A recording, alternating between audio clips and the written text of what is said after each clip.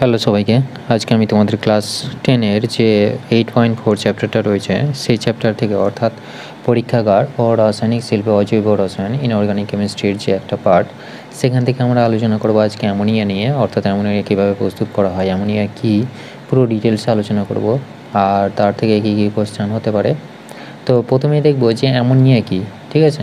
অর্থাৎ অ্যামোনিয়া দেখতে কেমন হয়। অ্যামোনিয়া দেখতে সাধারণত এইরকম, NH3, ঠিক আছে। এটাকে আমরা কি বলি, অ্যামোনিয়া বলি। তো এটাকে এটা হলো কেন এরকম, যে NH3 এটা হলো কেন যদি আমরা দেখি তাহলে দেখব যে এটা হচ্ছে কি, আমরা সাধারণত এটা হচ্ছে কি আণবিক ফর্মুলা, অর্থাৎ মলিকুলার ফর্মুলা। এটা হচ্ছে কি মলিকুলার ফর্মুলা, ঠিক আছে। অ্যামোনিয়া মলিকুলার ফর্মুলা পেলাম এটা। তাহলে এই যে এটা তৈরি হলো কেন এরকমভাবে, তো দেখো যে নাইট্রোজেনের ক্ষেত্রে কি পাই, 7 নম্বরে হচ্ছে নাইট্রোজেন, তাই তো। অর্থাৎ আমরা পর্যায় সারণীতে যদি দেখি তাহলে পর্যায় সারণী কত পাই, এটা হচ্ছে কি 7 নম্বরে থাকে। তাহলে আমরা যদি ইলেকট্রন বিন্যাস করি তাহলে কত হচ্ছে 2, 5, অর্থাৎ তার সর্ববহিস্থ কক্ষে 5টা ইলেকট্রন রয়েছে। তাহলে তার যোজ্যতা কত হতে পারে, 5 হতে পারে, তাই তো। ম্যাক্সিমাম যোজ্যতা 5, কিন্তু সাধারণতভাবে যোজ্যতা কত হয়, 3 হয়। ওই 3টে ইলেকট্রন গ্রহণ করতে পারে, কিন্তু সে কতগুলো ইলেকট্রন দিতে পারে, সে 5টা ইলেকট্রন দান করতে পারে ম্যাক্সিমাম, তাই তো, দিয়ে ডুপ্লেট কমপ্লিট করতে পারে। তো এই যে 5 যোজ্যতা হওয়ার জন্য সে কি করে, হাইড্রোজেনের সাথে অর্থাৎ নাইট্রোজেনের যে 5টা ইলেকট্রন বাইরের কক্ষে রয়েছে সেই 5টা ইলেকট্রন, ঠিক আছে, 3টে ইলেকট্রন কি করবে, হাইড্রোজেনের সাথে বন্ধনে অংশগ্রহণ করবে, ঠিক আছে, হাইড্রোজেনের সাথে বন্ধনে অংশগ্রহণ করবে। তো এইভাবে কি হচ্ছে দেখো, এই যে হাইড্রোজেন কি করছে, ডুপ্লেট কমপ্লিট করছে, তাই তো। অর্থাৎ বাইরের কক্ষে 2টো ইলেকট্রন পূর্ণ করছে, ইলেকট্রন শেয়ার করে এই হাইড্রোজেনের ইলেকট্রনটাকে নাইট্রোজেনও শেয়ার করে কি করছে, নাইট্রোজেনও অষ্টক পূর্ণ করছে, তাই তো। তাহলে এর দ্বৈত পূর্ণ হচ্ছে আর এরা অষ্টক পূর্ণ করছে নাইট্রোজেনটা।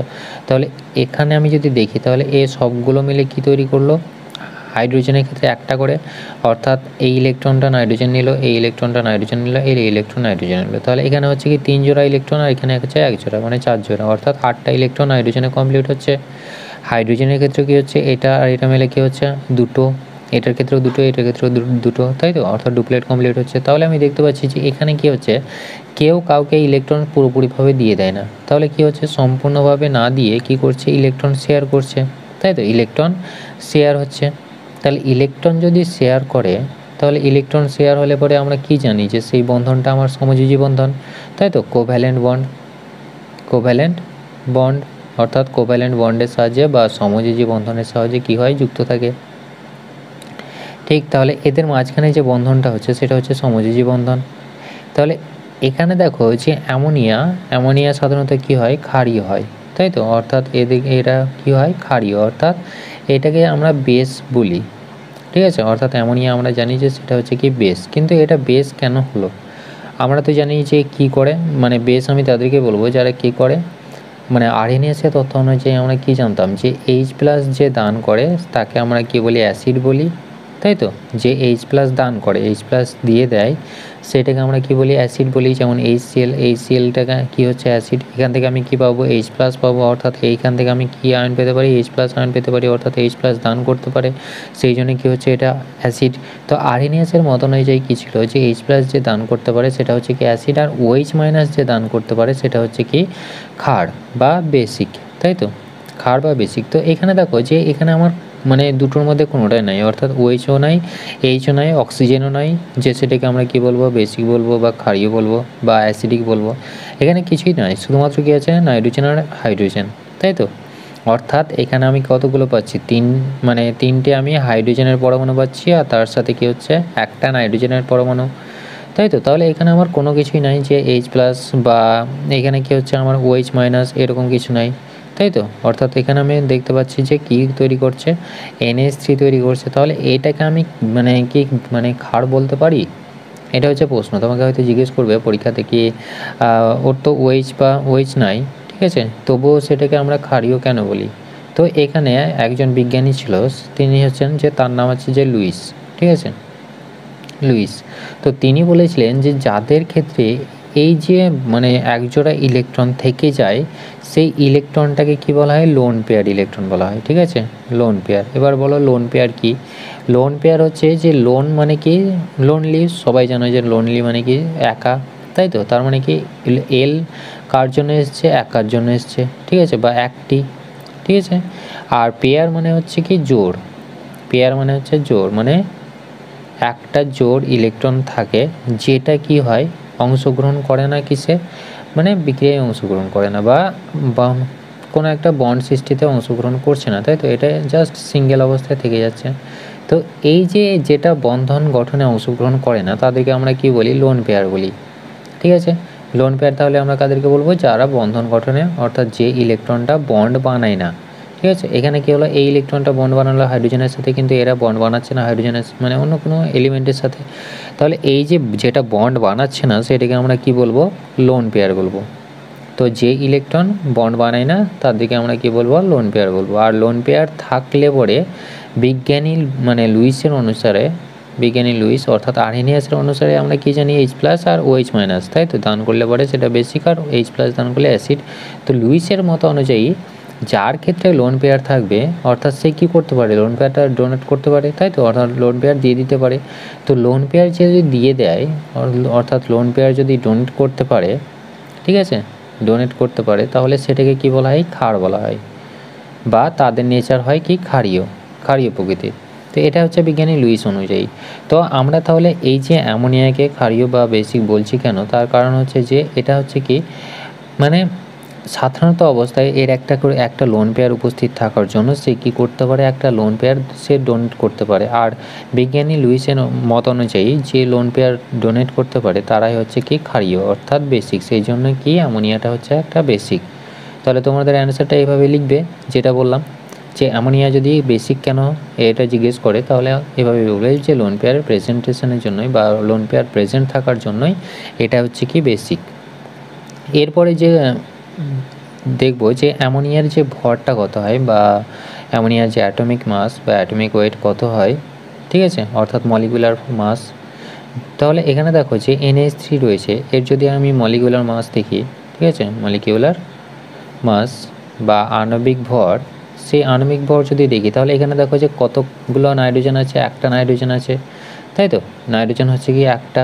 তাহলে একটার জন্য আমরা কি পাই, নাইট্রোজেনের সাধারণত মাস কত হয়, তাহলে মাস নাম্বার হচ্ছে কত, নাইট্রোজেনের ক্ষেত্রে 14 পাই, তাই তো।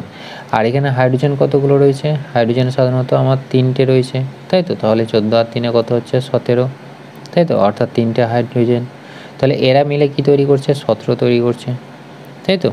তাহলে এখানে দেখো যে 17 তৈরি করছে।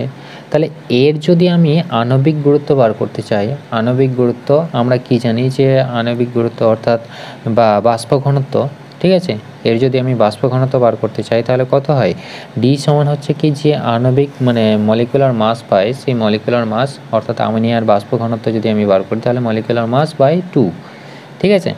তো মলিকুলার মাস কত হচ্ছে 17, তাই তো, 17/2, এটা করলে আমরা কত পাবো, দেখো 8 ঠিক আছে, 8 2 16.5, তাহলে 8.5 পাচ্ছি আমরা কি বাষ্প ঘনত্ব, ঠিক আছে, বাষ্প ঘনত্ব।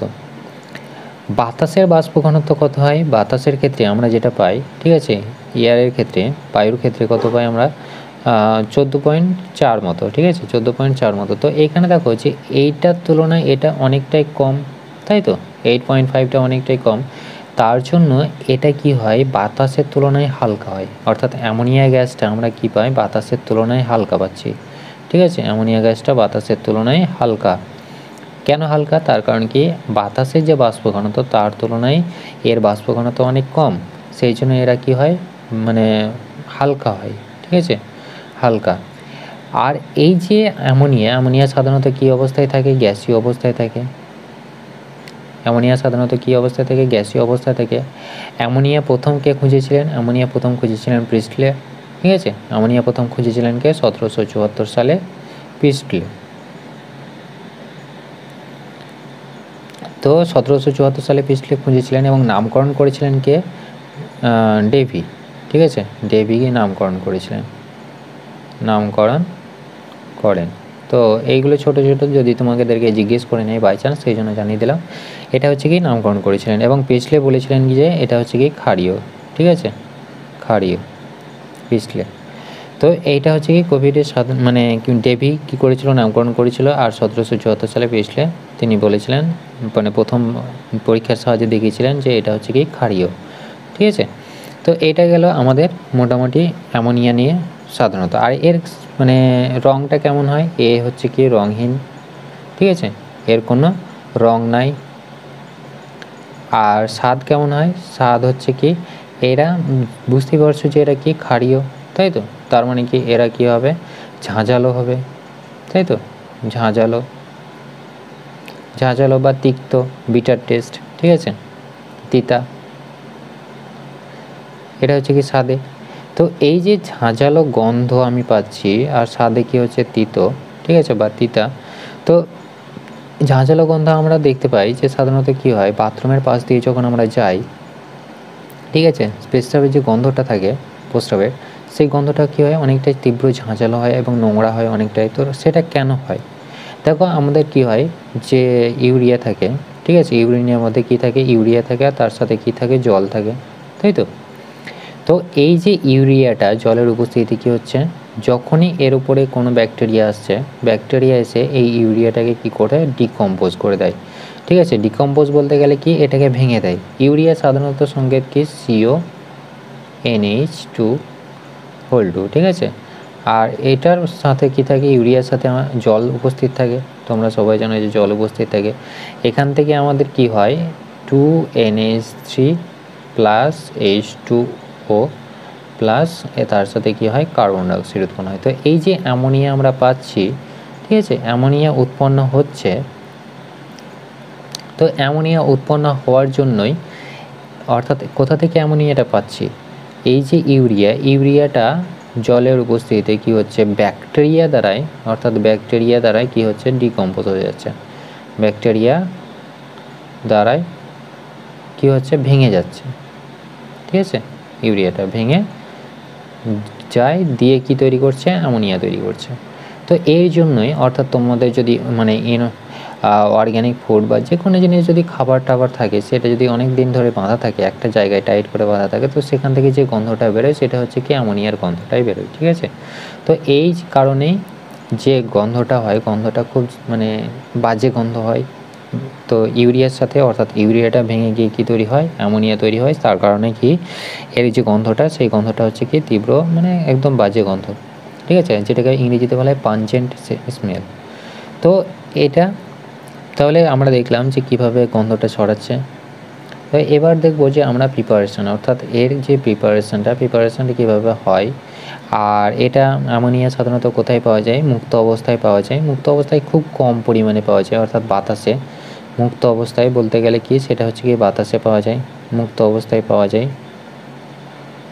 যায়, ঠিক আছে। মুক্ত অবস্থায় খুব অল্প পরিমাণে পাওয়া যায়, অল্প পরিমাণে বাতাসে, ঠিক। আর যুক্ত অবস্থায় সাধারণত এরা কীভাবে থাকে, কম্বাইন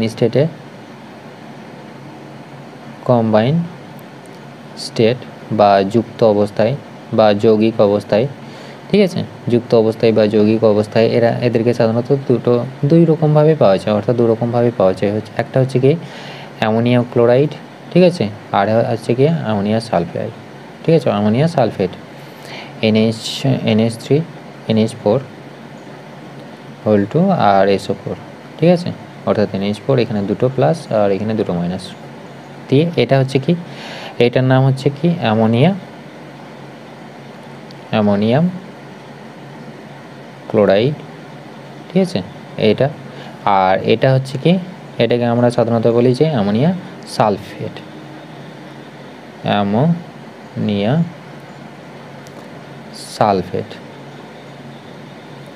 ঠিক।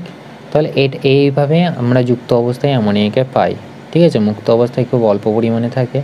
আর এরা কি হয়, জলে খুবই দ্রাব্য, ঠিক আছে। অ্যামোনিয়া সাধারণত জলে দ্রাব্য, খুব তীব্র দ্রাব্য, জলে খুব সহজেই দ্রবীভূত হয়ে যেতে পারে। তো এটা হচ্ছে কি মোটামুটি আমরা দেখলাম অ্যামোনিয়া কেমন কি।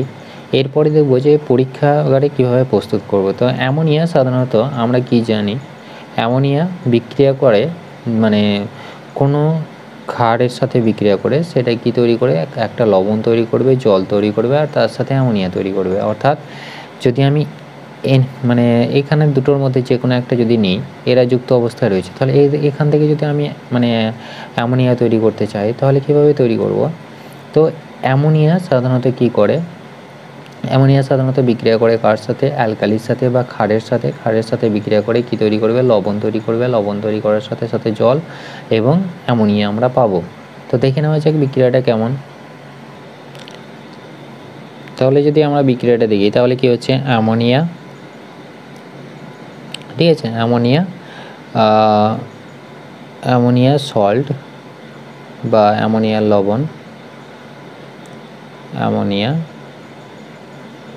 লবণ, এটার সাথে যদি আমরা ক্ষারের বিক্রিয়া করি, ক্ষার বা ক্ষারীয় যে কোনো একটা পদার্থ, ঠিক আছে, ক্ষারীয় বিক্রিয়ায় কি তৈরি করবে, লবণ তৈরি করবে। অর্থাৎ কোন ধরনের লবণ তৈরি করবে, প্রথমে তো আমরা কি পাবো, অ্যামোনিয়া গ্যাস পাবো, ঠিক আছে, অ্যামোনিয়া গ্যাস প্লাস কি হবে, ও জল তৈরি হবে আর লবণ পাবো, ঠিক আছে। তো এইটা তোমাদের মনে রাখতে হবে। তো অ্যামোনিয়া লবণের সাথে যদি ক্ষারের বিক্রিয়া করি তাহলে কি পাবো, অ্যামোনিয়া গ্যাস পাবো, জল উৎপন্ন হবে, তার সাথে কি হবে, লবণ সৃষ্টি হবে। তো ক্ষার বলতে গেলে কোনগুলো হয়, KOH, তাই তো, potassium hydroxide, calcium hydroxide, CaOH হল 2, ঠিক আছে। আর তার সাথে আরেকটা কি হয়, আরেকটা হচ্ছে যে NaOH, সোডিয়াম হাইড্রোক্সাইড। তো এরা কি প্রত্যেকে ক্ষার, তো এদের সাথে বিক্রিয়া করে অর্থাৎ অ্যামোনিয়া লবণ বলতে গেলে আমরা কি পেলাম, অ্যামোনিয়া লবণ বলতে আমরা দুটো পেলাম, যেটা হচ্ছে কি NH4Cl আর NH4 হল 2 SO4, অর্থাৎ অ্যামোনিয়া ক্লোরাইড আর অ্যামোনিয়া সালফেট, এই দুটো পেলাম।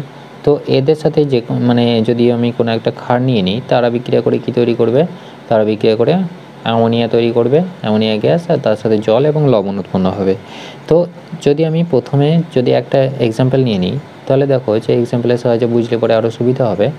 তো আমি নিয়ে নিলাম অ্যামোনিয়াম ক্লোরাইড, ঠিক আছে, NH4Cl, এর সাথে যে কোনো একটা ক্ষার আমি নিয়ে নিলাম, ধরে নাও NaOH নিলাম, ঠিক আছে, সোডিয়াম হাইড্রোক্সাইড, এটার সাথে বিক্রিয়া করে কী পাবো আমি, অ্যামোনিয়া গ্যাস উৎপন্ন হবে, ঠিক আছে, NH3 গ্যাস, তার সাথে কি হবে, জল উৎপন্ন হবে, H2O আর NaCl, ঠিক আছে।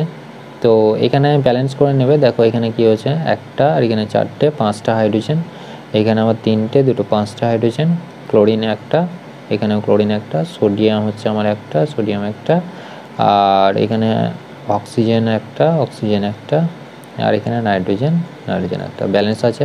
তাহলে এভাবেই তোমাদেরকে, তাহলে এটা নিশ্চয়ই বুঝতে পেরেছো একটা এক্সাম্পলের সাহায্যে। এখানে যদি তুমি CaOH হল 2 নিতে তাও একই ব্যাপার হতো, ঠিক আছে, KOH নিলে পরে কী হতো। তো শুধুমাত্র মনে রাখবে এই লাইনটা, যে অ্যামোনিয়া লবণের সাথে যদি ক্ষারের বিক্রিয়া করি তাহলে কী পাবো, অ্যামোনিয়া গ্যাস পাবো, তার সাথে জল উৎপন্ন হবে, এবং এই যে আমি যেটা নিয়েছি সেটা রিলেটেড যে মানে ক্লোরিনটা থাকবে, অর্থাৎ এদের মধ্যে বন্ধন সৃষ্টি হবে, এবং এই যেটা সৃষ্টি হলো সেটাই হবে কি, মানে লবণ সৃষ্টি হবে, ঠিক আছে। তো এদের যে অনুপাতটা, অর্থাৎ এটা হচ্ছে কি সাধারণভাবে প্রস্তুতি। তো পরীক্ষা করে বা মানে ল্যাবরেটরিতে যেটা পরীক্ষা করা হয়, ল্যাব প্রিপারেশনের ক্ষেত্রে কী ব্যবহার করা হয়, এই যে জায়গাটার পরিবর্তে অর্থাৎ NaOH এর পরিবর্তে কী নেওয়া হয়, ক্যালসিয়াম হাইড্রোক্সাইড নেওয়া হয়, ঠিক আছে, ক্যালসিয়াম হাইড্রোক্সাইড, অর্থাৎ অ্যামোনিয়া লবণের সাথে NH4Cl এর সাথে কী নেওয়া হয়, ক্যালসিয়াম হাইড্রোক্সাইড, OH হল 2, ঠিক আছে, ক্যালসিয়াম হাইড্রোক্সাইড। তাহলে এরা পরস্পরের সঙ্গে বিক্রিয়া করে কি তৈরি করে, 2NH4, ঠিক আছে, H2O প্লাস CaCl2, এটা তৈরি করে, ঠিক আছে। তো এইটা এই যে তৈরি হলো, অ্যামোনিয়া গ্যাস তৈরি হচ্ছে, এবং জল, দেখো ক্যালসিয়াম ক্লোরাইড, অর্থাৎ এটা হচ্ছে কি ক্যালসিয়ামের লবণও তৈরি হচ্ছে, ক্যালসিয়াম ক্লোরাইড লবণ তৈরি হলো। তো এই যে জায়গাটা তৈরি হলো, তাহলে এখানে দেখো যে এটা হচ্ছে কি, এই যে অনুপাতটা নেওয়া হয়, এটা কত অনুপাতে নেওয়া হয়, 1:3 অনুপাতে নেওয়া হয়, ঠিক আছে, অর্থাৎ 1:3, অর্থাৎ ভরটাকে নেওয়া হয়, অর্থাৎ এই যে আমি এটা নিলাম সেটা হচ্ছে কত, 1:3 অনুপাতে, অর্থাৎ NaOHটা থাকবে, মানে যেটা যদি আমি ক্ষারটা নিই সেই ক্ষারের পরিমাণটা কত থাকবে, সেই ক্ষারের পরিমাণটা থাকবে আমার বেশি পরিমাণে, আর যে লবণটা থাকবে সেই লবণটা আমাকে কম পরিমাণে নিতে হবে, ঠিক আছে।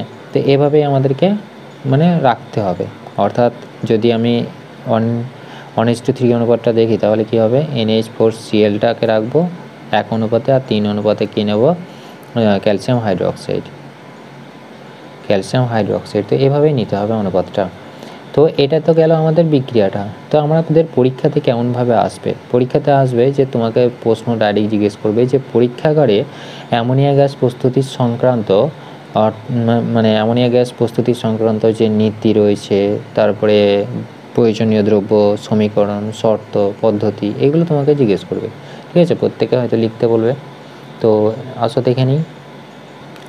তো প্রথমে আমরা দেখব যে মানে প্রস্তুতি। ঠিক আছে, প্রথমে আমাদের দ্রব্যগুলো কী কী লাগবে, অর্থাৎ এখন আমরা কি করছি, ল্যাব প্রিপারেশন করছি।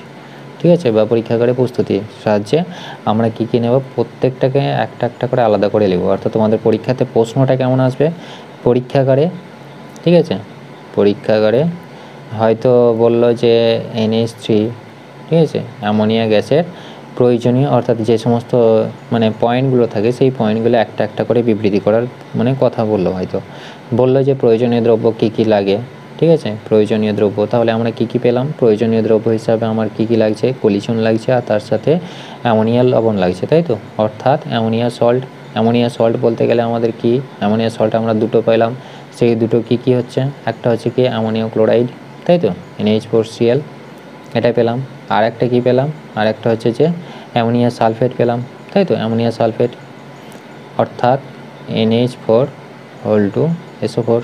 Ammonia sulphate. তো এইখানে আমাকে প্রয়োজনীয় দ্রব্য হিসাবে আমাকে কী কী নিতে হবে, 1 নম্বর হচ্ছে কি NH4Cl, আর 2 নম্বর হচ্ছে কি, 2 নম্বর কি আমাদের যে মানে ক্ষারটা নিলাম, ক্ষার বলতে গেলে আমাদের ক্যালসিয়াম হাইড্রোক্সাইড CaOH, আর এদের অনুপাতটা কত হবে, ভরের যে অনুপাতটা থাকবে সেটা হবে কি 1:3 অনুপাতে। ঠিক আছে, ভর। তাহলে এটা গেল কি আমাদের প্রয়োজনীয় দ্রব্য। এরপরে যেটা হচ্ছে যে 2 নম্বর পয়েন্টটা হচ্ছে আমাদের নীতিটা কি থাকবে, নীতি কি হবে। তাহলে নীতি কি, যদি আমি নীতিটা দেখি তাহলে নীতি হচ্ছে কি, যে তুমি কত অনুপাতে নিয়েছো, অর্থাৎ 1 অনুপাতে নিয়েছো NH4Cl অর্থাৎ অ্যামোনিয়া ক্লোরাইড, আর 3 অনুপাতে ক্যালসিয়াম হাইড্রোক্সাইড নিয়ে আমি পরীক্ষাগারে প্রস্তুতিটা শুরু করলাম। ঠিক আছে, অর্থাৎ নিতে হবে, বা এভাবে আমি লিখবো যে 1 অনুপাতে অ্যামোনিয়াম ক্লোরাইড আর 3 অনুপাতে ক্যালসিয়াম হাইড্রোক্সাইড নিয়ে মানে একসাথে মিক্সচার করলাম বা মিক্সড করলাম। ঠিক আছে, এরপরে তাহলে এটা হচ্ছে কি 1:3 অনুপাতে আমরা নিলাম। তো আর 3 নম্বর যে পয়েন্টটা হচ্ছে সেটা হচ্ছে যে সমীকরণটা কী হবে বা শর্ত কী। তো এক্ষেত্রে যদি আমি সমীকরণটা পরে লেখার আগে যদি আমি শর্তটাকে প্রথমে দিই, তাহলে শর্ত কী, দেখো যে এই যে বিক্রিয়াটা, অর্থাৎ আমাদের যে বিক্রিয়াটা ঘটলো NH4Cl তার সাথে কী করছি ক্যালসিয়াম হাইড্রোক্সাইড, তো এই বিক্রিয়াটা সাধারণত কার উপস্থিতিতে ঘটে, তাপের উপস্থিতিতে ঘটে। ঠিক আছে, অর্থাৎ এই বিক্রিয়াটা সম্পূর্ণ হওয়ার জন্য কী লাগবে, তাপ লাগবে, অর্থাৎ এখানে আমাকে কি করতে হবে, তাপ প্রয়োগ করতে হবে, অর্থাৎ বিক্রিয়াটা সম্পন্ন করার জন্য তাপ প্রয়োগ করতে হবে। ঠিক আছে, শর্ত কি, তাপ প্রয়োগ করতে হবে, যদি তাপ না দেওয়া হয় তাহলে বিক্রিয়াটা সম্ভব হবে না। তো এটাই গেল কি আমাদের শর্তটা। এবার সমীকরণটা দেখি, সমীকরণটা আমরা অলরেডি আলোচনা করে নিয়েছি, সমীকরণটা কি হবে,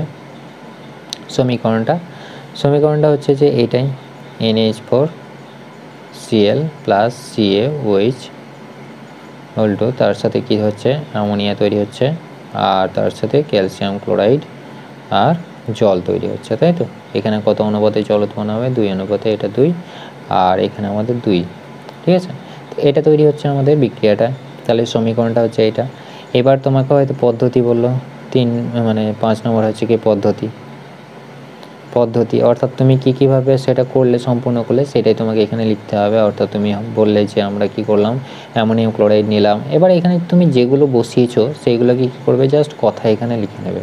ঠিক আছে, আর যদি আমি ছবিটা দেখাই তাহলে ছবিটার সাহায্যে দেখবে যে এখানে কি করা হয়, ফ্লাস্ক নেওয়া হয়। ঠিক আছে, নিচে কি করা হয়, হিট দেওয়া হয়। পদ্ধতির জায়গায় তুমি এইভাবে ছবি এঁকে দেখিয়ে দিলে। ঠিক আছে, এই জায়গাতে কি নেওয়া হয়, NH4Cl, অর্থাৎ যে ফ্লাস্কটা নেওয়া হয় সেই ফ্লাস্কের মধ্যে কী কী থাকে, NH4Cl আর হচ্ছে কি ক্যালসিয়াম হাইড্রোক্সাইড একসাথে মিক্সচার করা থাকে। তো যখনই হিট দেওয়া হয়, হিট দিলে পরে কী হবে, এই যে জায়গা থেকে আমাদের কী কী উৎপন্ন হলো, অ্যামোনিয়া তৈরি হচ্ছে, আর তার সাথে জল তৈরি হচ্ছে, আর মানে লবণ তৈরি হচ্ছে, ক্যালসিয়াম ক্লোরাইডের লবণ। তো এখান থেকে আমাদের কোনটা বেরোবে, এই যে অ্যামোনিয়া এবং জল এরা কি থাকে একসাথে যুক্ত অবস্থায় থাকে, অর্থাৎ আমরা কি বললাম একটু আগে যে অ্যামোনিয়াটা জলে প্রচণ্ড পরিমাণে দ্রাব্য, তাই তো। তাহলে এটা কি হবে, ডাইরেক্ট সোজাসুজিভাবে এটা ডাইরেক্ট মানে জারের মধ্যে চলে যাবে, ঠিক আছে। অর্থাৎ এটা বাষ্পীভূত হয়ে কি হবে, এই জায়গাতে চলে এলো। তো এই যে মানে এটা লাগানো রয়েছে, ঠিক আছে। তো এখানে আমাদের কি করা থাকে, ক্যালসিয়াম অক্সাইড দেওয়া থাকে, ঠিক আছে, ক্যালসিয়াম অক্সাইড। তো ক্যালসিয়াম অক্সাইড কেন দেওয়া থাকে সেটা বলছি একটু পরে, যে এইভাবে কি থাকে, এইভাবে প্লাসটা অর্থাৎ এটা বানানো থাকে, তাই তো।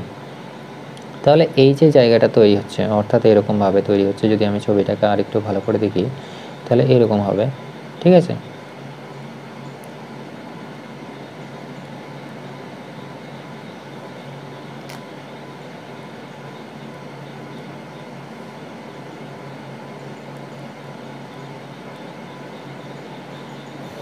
এইরকমভাবে থাকছে, ঠিক আছে। তোমরা মোটামুটি বইটা দেখে নেবে, বইয়ের মধ্যে দেখবে ছবি দেওয়া থাকছে। তো এখানে আমাদের কী থাকলো, এখান থেকে আমাদের কী উৎপন্ন হলো, অ্যামোনিয়া তৈরি হচ্ছে আর তার সাথে সাথে জলও লেগে থাকছে, তাই তো। অ্যামোনিয়া তার সাথে জলও লেগে থাকছে। তো সেটা যখন এই জারে এসে পৌঁছচ্ছে, এই জারের মধ্যে কি লাগানো থাকে, ক্যালসিয়াম অক্সাইড লাগানো থাকে। তো ক্যালসিয়াম অক্সাইড লাগানো থাকে কেন, তার কারণ হচ্ছে যে ক্যালসিয়াম অক্সাইড কী করে, একটা হচ্ছে কি ক্যালসিয়াম অক্সাইড সাধারণত কী বলা হয়, শুষ্ক করার মানে এজেন্ট বলা হয়, ঠিক আছে। ক্যালসিয়াম অক্সাইড অর্থাৎ এখানে কী থাকে, ক্যালসিয়াম অক্সাইড লাগানো থাকে। তো ক্যালসিয়াম অক্সাইড কেন লাগানো থাকে, ক্যালসিয়াম অক্সাইডকে কী বলা হয়, ড্রাইং এজেন্ট বলা হয়, ঠিক আছে। ড্রাইং এজেন্ট অর্থাৎ যে ড্রাই করাতে সাহায্য করে এজেন্ট। ড্রাই করতে বলতে গেলে দেখো এর সাথে কি রয়েছে, অ্যামোনিয়ার সাথে জলীয় বাষ্প অর্থাৎ জল লেগে রয়েছে, ঠিক আছে। তো এই কী করবে, জলটাকে শোষণ করে নেবে এবং অ্যামোনিয়াকে কী করবে, রিলিজ করে দেবে, অ্যামোনিয়াকে কী করবে, রিলিজ করে দেবে। তো এখান থেকে আমাদের এই যে ক্যালসিয়াম অক্সাইডটা, এখান থেকে একটা প্রশ্ন আসে যে ড্রাইং এজেন্ট হিসাবে বা শুষ্ক করার জন্যই মানে কেন আমরা শুধুমাত্র ক্যালসিয়াম অক্সাইডটাকে নিই, অন্য যে কোনো মানে পদার্থ যেমন আমাদের H2SO4, ঠিক আছে, গাঢ় H2SO4, তারপরে হচ্ছে কি মানে P2O5, ফসফরাস পেন্টাঅক্সাইড, তারপরে হচ্ছে কি ক্যালসিয়াম ক্লোরাইড, মানে ক্যালসিয়াম ক্লোরাইড, ঠিক আছে। তো এইগুলো কেন ব্যবহার করা হয় না, তার কারণ হচ্ছে যে এই যে গাঢ় H2SO4 সাধারণত কি অ্যাসিডিক হয়, তাই তো, অ্যাসিডিক। এটা কি হচ্ছে ফসফরাস পেন্টাঅক্সাইড হচ্ছে কি অ্যাসিডিক, ঠিক আছে, অ্যাসিড। এটা হচ্ছে কি অ্যাসিডিক মিডিয়াম, অর্থাৎ এটা কি ক্যালসিয়াম ক্লোরাইড, অর্থাৎ এখান থেকে আমরা কি পাই, যে মেটালিক ক্লোরাইড পাচ্ছি, তাই তো। এটা হচ্ছে কি অ্যাসিডিক হয়। তো এই অ্যাসিডিক হওয়ার জন্যই অ্যাসিড প্লাস বেস কী করে, অ্যাসিড বেসের সাথে অর্থাৎ মানে অম্ল ক্ষারের সাথে বিক্রিয়া করে, তাই তো, রিয়াকশান ঘটে বা বিক্রিয়া ঘটে যায়। তো বিক্রিয়া ঘটলে পরে কী হবে, আমি এখান থেকে জলটাকে বার করতে পারবো না, তাই তো। অর্থাৎ জলটাকে বার করতে গেলে এমন একটা জিনিস মানে নিতে হবে এজেন্টকে, যে কী করবে, শুধুমাত্র জলটাকে সে টেনে নেবে। তো ক্যালসিয়াম অক্সাইডটা কী হয়, ক্যালসিয়াম অক্সাইডটা সাধারণত ক্ষারীয় হয়, ঠিক আছে, ক্ষারীয়। আর আমরা কি জানি যে অ্যামোনিয়াটা কী হয়, অ্যামোনিয়াটা সাধারণত কী হয়, ক্ষারীয় হয়। তাহলে ক্ষারীয় কী করে, পরস্পরের সঙ্গে বিক্রিয়া করে না, ঠিক আছে। ক্ষারীয় পরস্পরের সঙ্গে বিক্রিয়া করে না, এই জন্য কী করা হয়, ক্যালসিয়াম অক্সাইডটা নেওয়া হয়, মানে ড্রাইং এজেন্ট হিসাবে বা শুষ্ক করার জন্য ক্যালসিয়াম অক্সাইডটা নেওয়া হয়। আর এরা কী করে, এরা পরস্পরের সঙ্গে বিক্রিয়া করে অর্থাৎ অ্যামোনিয়ার সাথে বিক্রিয়া করে। যেমন একটা এক্সাম্পল যদি আমি দেখি, তাহলে অ্যামোনিয়া গাঢ় H2SO4 এর সাথে বিক্রিয়া করে কী তৈরি করে, H2SO4 এর সাথে বিক্রিয়া করে কী তৈরি করে, NH4 ঠিক আছে। তো এই যে তৈরি করছে, তাহলে এরা পরস্পরের সঙ্গে অর্থাৎ অ্যামোনিয়া সালফেট তৈরি করছে। তো এই যে বিক্রিয়াটা ঘটছে এইটা সম্ভব হয় না কার ক্ষেত্রে, ক্যালসিয়াম অক্সাইডের ক্ষেত্রে সম্ভব হয় না, কারণ কি দুটোই তো একই ধর্মের, ঠিক আছে। তাহলে তারা বিক্রিয়া করবে কি করে, দুটোই তো ক্ষারীয়, তাহলে ক্ষারীয় হওয়ার জন্য ক্যালসিয়াম অক্সাইডটা কী করে না, বিক্রিয়ায় অংশগ্রহণ করে না। তো এটাই হচ্ছে যে ড্রাইং এজেন্ট হিসাবে ক্যালসিয়াম অক্সাইড নেওয়ার কারণ। তো আশা করি বুঝতে পেরেছো। আরেকটা জিনিস যেটা হচ্ছে যে এটা হচ্ছে কি, তাহলে আমাদের প্রস্তুতি হয়ে গেল, মানে কীভাবে আমরা করলাম। আর গ্যাস সংগ্রহ করতে হবে কীভাবে, তো বায়ু অপেক্ষা হালকা হলে কী করা হয়, চুনযুক্ত মানে যে চুনিস্তম্ভ থেকে নির্গত শুষ্ক অ্যামোনিয়াকে বায়ুর নিম্ন অপসারণের দ্বারাই গ্যাস জারে সংগ্রহ করা হয়, নিম্ন অপসারণের দ্বারাই গ্যাস জারে সংগ্রহ করা হয়, এটা তোমাদেরকে মনে রাখতে হবে। আর হচ্ছে যে এই যে অ্যামোনিয়াকে আমরা সাধারণত কীভাবে পাচ্ছি, গ্যাসীয় অবস্থায় পাচ্ছি, তাই তো। তো এটাকে কি আমি লিকুইড অবস্থায় পেতে পারি? লিকুইড অবস্থায় পেতে গেলে আমাদেরকে কী করতে হবে, টেম্পারেচারটাকে আমার কত রাখতে হবে, 33.4 ডিগ্রি সেন্টিগ্রেডে নিয়ে আসতে হবে, ঠিক আছে। যদি আমি 33.4 ডিগ্রি সেন্টিগ্রেডে নিয়ে আসি, তাহলে এটাই আমরা যে অবস্থায় পাবো সেটা হচ্ছে কি লিকুইড অবস্থায় পাবো, ঠিক আছে। আর যদি টেম্পারেচারটাকে আমি আরও করে -77 ডিগ্রিতে নিয়ে আসি, 77.7 ডিগ্রি সেন্টিগ্রেডের মতো, ঠিক আছে, ডিগ্রি সেন্টিগ্রেডের মতো, তো তখন আমরা কী পাবো, এটা আর লিকুইড অবস্থায় থাকবে না, এটা হয়ে যাবে সলিড অবস্থা, অর্থাৎ কঠিন অবস্থা। তো এই ছিল আমাদের মানে পরীক্ষাগারে প্রস্তুতি। এর পরের দিন আমরা আলোচনা করবো অ্যামোনিয়ার প্রপার্টিজ নিয়ে, অর্থাৎ ধর্ম নিয়ে।